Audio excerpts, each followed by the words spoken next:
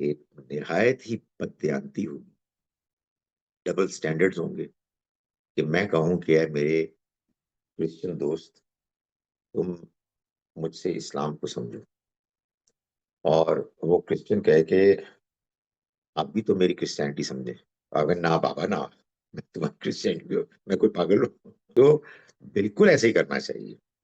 وجہ کیا ہے؟ ہم یہ کہیں گے، اسی سے تو ایک جینوئن گفتگو ہوگی کہ ہم یہ کہیں گے کہ بھائی، ہم اور آپ سچائی کی تلاش کے مسافر ہیں۔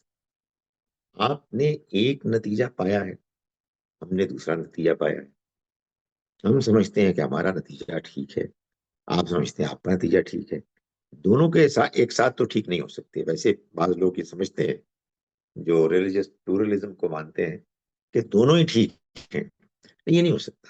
سو بہت نرمی، بہت ہمدردی، بہت محبت کے ساتھ دوسروں سے ایسے بات کرنی چاہیے کہ آپ اپنی بات ان کو پہنچائیں اور ان کی بات سنیں اتنی دیانتداری سے، جتنی دیانتداری سے آپ یہ توقع رکھتے ہیں کہ وہ آپ کی بات سنیں گے۔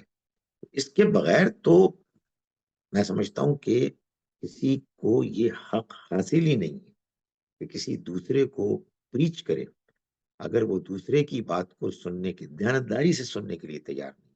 اگر یہ حوصلہ پیدا کرنا چاہیے۔ یہ حوصلہ کیوں پیدا نہیں ہوتا؟ یہ حوصلہ اس لیے پیدا نہیں ہوتا کہ ہم اپنے دین مذہب کو صرف ایک روایت کے طور پر مانتے ہیں۔ ہم کو اس سے آگے بڑھ کر اوپر اٹھ کے اس کو ایک سچائی کے طور پر ماننا ہے۔